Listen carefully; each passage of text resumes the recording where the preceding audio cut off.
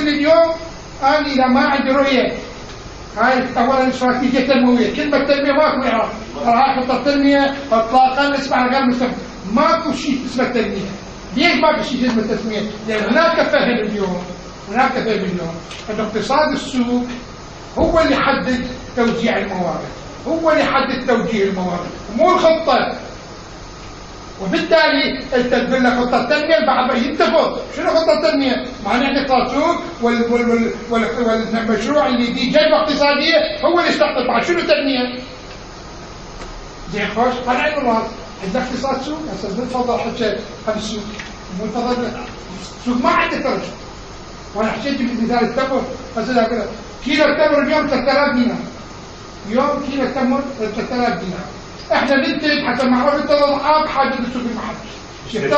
يفترض الكيلو يصير 500 دينار. ليش الكيلو ب 3000 دينار؟ ليش الكيلو؟ هذا شوف ليش المكان غالي. يعني معناته قصدي يشتري من مكان غالي. لا كده هذا راح اشترى واحد كده وين اشتريته؟ انا ما اشتري يعني هذا راح اشترى من السوق من هذا هو يدور يتعامل.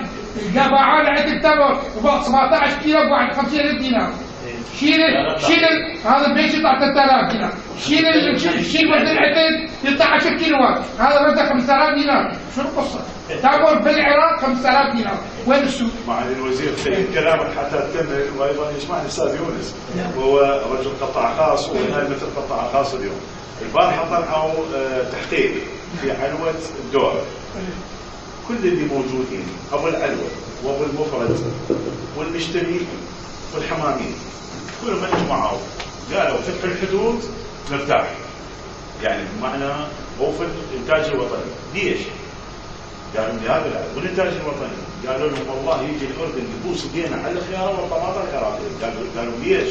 قالوا لي يقول مالتكم فيها طعام يختلف عن قال يا جماعه لا عاد انتم تحشون بالمضروب. قالوا لا لان الفلاح العراقي نطول دعم 10 ملايين 12 مليون راح طلع له تيتر جديد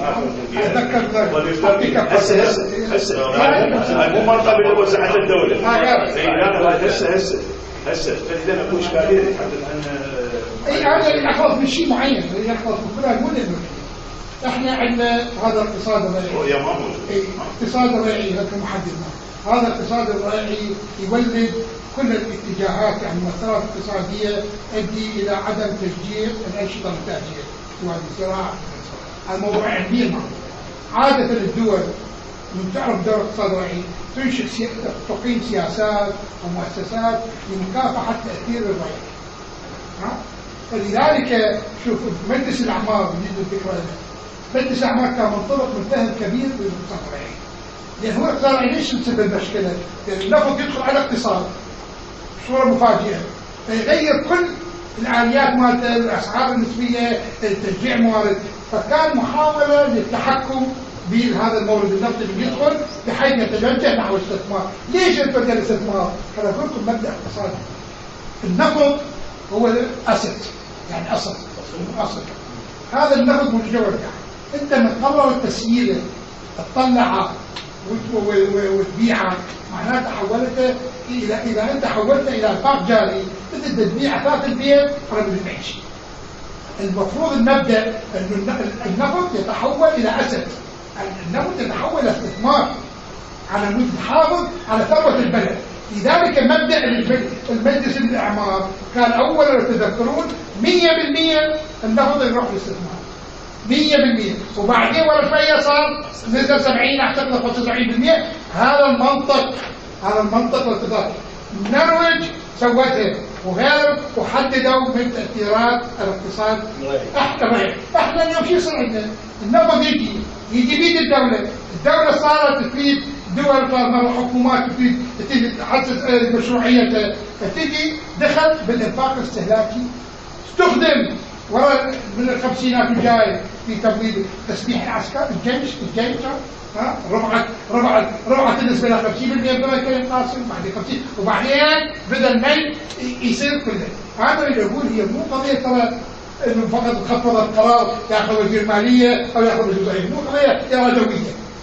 انت تريد تخلص استخدام النفط لاغراض تشغيليه وكذا، هاي اراده سياسيه واقتصاديه كبيره، هذا مخطط كبير بالتدريج بتعزز كل الموارد الانتاجيه وبسياسات وبآليات وغيرها، هذا معناته عندك رؤيه. احنا اليوم انا اقول مع مأساة الموضوع مو بس ما عندكم والله تجيبكم رئيس ولا رؤيه، انا اقول لك الرؤيه تصطدم بتضارب المصالح. وبالتالي مو موضوع يعني مو ما عندنا ناس غير قادرين على تدبير، لا والله مو قادرين بس تضارب، لان هذا تضارب المصالح وكل عالم يتضارب المصالح. شلون تضارب المصالح؟ ما ينتقل في داخل السلطه التنفيذيه. داخل السلطه التنفيذيه لا يجوز موجود باثنين واحد راح يبدا وراح يصرف، ما تصير. بالبرلمان تصير، بالبرلمان تصير، بس بالسلطه التنفيذيه لا يجوز ان يكون من يحمل وجهتين ورؤيتين معينه، ما ممكن. النتيجه يصير تناسب قوى، يصير تعطيل. اليوم عندك انت في داخل السلطه التنفيذيه مراكز قوى معينه زي ما يكرسها نظام المحاصصه، انه عنده قدره تحطيميه، ما عنده قدره بناء مع الاسف، عنده قدره بناء في زاويه معينه من الاقتصاد، بس كل طرف عنده قدره ان يعطل الطرف الاخر، المحصله تعطيل. احنا اذا اللي نقول تعبوا نفسكم، اكو قضايا صعبه تمر، صعبه تمر الا ما نغير المعطيات الرئيسيه. بناء الدوله نسوي نعدل الحوش، مو شيء ترى هذا شيء بطل كلمه. الدولة اليوم استخدمنا احنا بعد 2012 اليوم حننتقل 2013 ورانا مسيرة، اليوم وصلنا امام تحديات كبرى. احنا اللي نقول واضحين، لا يمكن لا بسياسة لا بموازنة استثمارية تجارية ولا بطيئة. احنا هذه ما صعبة ان نحقق تحول في اقتصادنا في تحت التنمية ما لم ان نتصدى لهذه المحددات. شرط الصدارة يعني نناقشها ونعمل على ما نقدر على يكون الموضوع عندنا ونقول يا ما نقدر، فاذا احنا على مود سقف توقعاتنا بنخفضها. ليش احنا نطمح الكثير؟ سقف توقعاتنا نقول والله نقدر نسوي هالتعديل، القانون شويه نسوي شويه حركه، فاذا خلينا نقول اذا اكو احنا اقتصاد ريعي، اقتصاد ريعي يتكرر، هذا الاقتصاد الريعي اليوم بيتحول مو فقط من اقتصاد الى ثقافه ريعيه، الثقافه الريعيه تؤدي الفضل بمعالجه الكل الصحيح، نعم يخلقوا لك فرص عمل وهميه او تسميه تحسين، نعم حتستمر. ليش؟ لانه هذا اقتصاد توزيعي مو اقتصاد انتاجي، اقتصاد توزيعي موزع، فلازم يوزع على الناس، يوزع القطاعات على مود يحصل شو اسمه، يحصل يعني كل طرف يريد يغير تناسب القوى يحصل حصه اكبر. هذا مو شيء خاص بالعراق، كل الاقتصادات الريعيه بهذا الشكل تبقى تشد عندك انظمه ناضجه تتحكم وتضع ضوابط، لكن هذا الامور لا ياخذ مدى الكشف. فاذا في من ضمن هذا الاطار نقول شنو اللي ممكن؟ خلينا نقول مبادئ معينه. اليوم احنا مع الاسف ان وزاره الماليه يعني كل النقاشات تتم على حصه الموازنه وغيرها، لم يجري نقاش جدي على اليات اللي تتعلق باعداد الموازنه وتنفيذها بشكل تفصيلي. اليوم انا اعتقد طبعا شعرنا بالوزاره الكبيره ومع الوزير شعر وزارته، احنا اليوم ان الموازنه قائمه على مشاريع. احنا نسوي مشاريع، وهذه المشاريع حقيقه ما تتضمن رؤيه كامله، وخاصه تخضع الى منافسات ومناقشات وموازنات ووزاره التخطيط وبعدين تيجي مجلس الوزراء، المحصله نتيجه كل هالمعادلات ولا حيصير لك شيء ما ينتظم منطق واحد. هذا المشروع يمشي لانه ربما صار عليه توافق، هذا المشروع المفروض مكمل له والممهد له او التابع له اللي يعزز نتائجه يفشل لان التوافق ما صار او لانه ما صار، فالنتيجه هذا المشروع حتى لو كان ممتاز لا عنده ارتباطات اماميه ولا عنده ارتباطات خلفيه ولا عنده تداعيات، فيصير جزيره في الاقتصاد مالك، فعندك شيء ناجح ما يتحقق التوافقات. فإذا نشوف يعني عندنا شيء، فلذلك أنا أقول النقطة الأولى في الدائرة الأولى أن ننتقل من الاقتصاد بالمشاريع إلى اقتصاد قبل البرامج.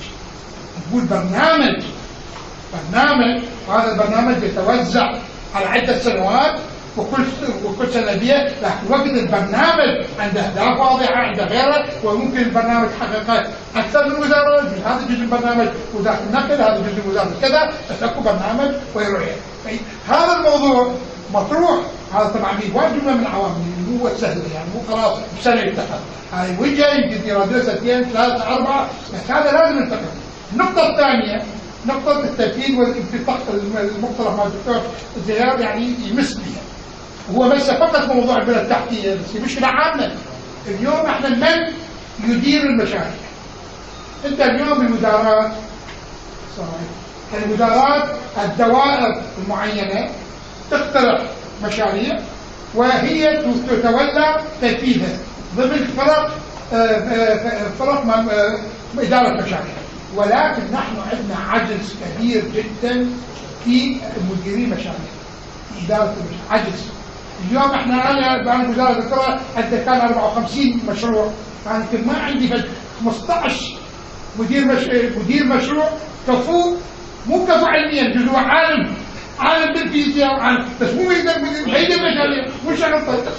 ما يعرفون يعني عنده مشكله كبيره بالمتابعه الماليه، عنده مشكله كبيره في الفرق، يعني عنده مشاكل لا حصر. هذا اللي قدام القدره على انجاز تنفيذ المشروع بين اللي قدام تعرف صعبه مو اراده. انت تقول لي واحنا عندنا معاييرنا بالتنفيذ هي المعايير الماليه، مع ان كان عندي تحفظ حتى من الوزاره ان يعتبر الانجاز المالي هو مؤشر لتنفيذ الموازنه. ليش؟ لان انا سبسوي لك درك مشروع اروح ايدي اجيب لك يا شركه تسوي لك 100%، بس انت المشروع ما ناجح، تنفيذه سيء، بس انت بتجي لك نسب الانجاز 100%، بس شنو مقابله؟ شو عرفت شو عرفت؟ انت عندك نوعين من النسب، التنفيذ المالي والتنفيذ الفعلي. انا مره خلينا نقول اخذ وقتكم، مرة أول وزارة أخذتها خصصت 4 جولات من مجلس الوزارة، هيئة رئيس يسموها 4 اجتماعات لأجل أن ندرس كيف تتحقق المشاريع وتنفيذها. لاحظت أن كل النسب اللي توصل للإنجاز كل النسب غلط، المعلومة غلط، التعليم غلط، الفهم غلط. فقلت لهم هذه المفروض النسب تجي بزيادة بمرشدة اتخاذ القرار، بدها تشوش القرار، هتشوش القرار، لأن يعرف لما يعرف التعليم غلط، المعلومة بين دائرة التخطيط ودائرة هذه غلط. فإذا أنت عندك اليوم إشكالية جدية بها، على مستوى الوزارة، البلد شلون؟ فأنا أقترح في هذا الموضوع أن نتوجه أنه لازم نفصل قضية الإدارة مع بين قضية التخطيط. نعم الدائرة المعنية تقول أنا أحتاج مشروع سين، بس مو هي بالضرورة تنفذها. عندك دائرة مكتب إدارة مشاريع ناس متخصصين يتولى هو إدارة المشروع لصالح الدائرة السين، وهذا ممكن يتم على صعيد الدولة. والمفضل فيه والجزء فيه بها الفكرة هذه، إنه الجهة إذا كان مجلس الأعمار مش أصلا هسه نرجع لمجلس الأعمار، أكو في فكرتين مجلس الأعمار.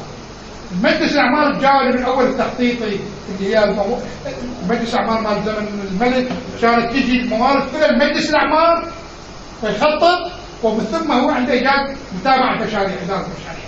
فخوش احنا هاي الوظائف كلها نعطي اياها، نعطي فقط وظيفة إدارة المشاريع، يكون إدارة مشاريع، فيصير عندك انت اوفيس مانجمنت، بروجكت مانجمنت اوفيس، سنترال بروجكت مانجمنت اوفيس، يكون عندك على مستوى الدولة يتولى المشاريع الكبرى، وعنديش تربطها فقط بالبنى التحتية، يكون مشاريع كبرى مو بس البنى التحتية، مشاريع أخرى ويكون عندنا ناس في غاية من التخصص مهني، ولازم نعزله من السياسات الحكومية الدورية. انت سرابطين دي وزارات، هاي الحكومة تيجي حكومة تروح يتغير ما سوي شيء، فهذا عليه ملح. فانت اما لازم تعزله من التغير الوزاري، لازم عندنا الاستقلالية، جهاز دولة وليس جهاز حكومة، جهاز دولة وليس جهاز حكومة. يعني هذا ليس يرتبط به. هذا ايضا الجانب الاخر اللي اريده. وبعدين بس اقول بس النقطه الاخيره الجانب الاداري، الاصلاح الاداري. وانا ذكرت حتى اليوم كل المشاكل ذكرت ببعد اصلاح اداري.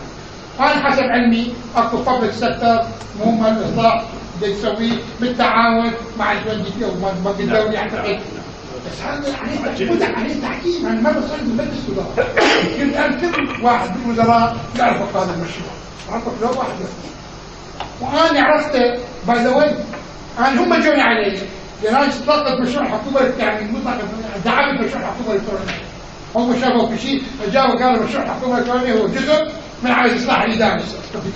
وهم دخلوا مشروع الحكومه الالكترونيه، برنامج هاي طبعا ضد المشروع، برنامج الحكومه الالكترونيه اللي دخلوه كفقره اصبح من فقره الاصلاح الاداري. فبدأت مجلس ليش انتم تسوي سري هو الاصلاح الاداري؟ تسوي له دوات تطرح على الناس فيها توعيه كوميونيكيشن. احباط اداري ما يصير هذا نسخه كذا انها بوش تقول خصم الكلام. انا اعتقد بس الشيء مضى بي الدكتور مضى انه خطاب ما سماه خطاب الموازنه. احنا لحد اليوم ما نعرف خطه الشروع. باكر تقول لي هاي قطع الدنيا، انا اريد اعرف شنو وين وصلنا.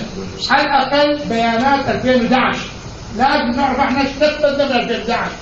اللي قاله كله صحيح انه الدكتور احمد امينه ايش عندي بالبنوك، شنو مركزي المالي، شنو انجازي على مود اعرف. اما 13 واحنا منفذين شنو هذا الحكي؟ هذا معنا بالأول.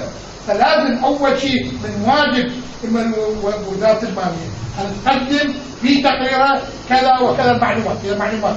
اثنين، لازم نعرف الامباكت مال الموازنه المحتمله على الاقتصاد الكلي. هذه شنو تاثيرها على العماله؟ شنو تاثيرها على التضخم؟ شنو تاثيرها على توزيع الموارد؟ هذه يعني مفتوحه التقديرات تمام. هذه كلها غايبه. فلذلك انا اعتقد ان نامل ان يصير المعالجه.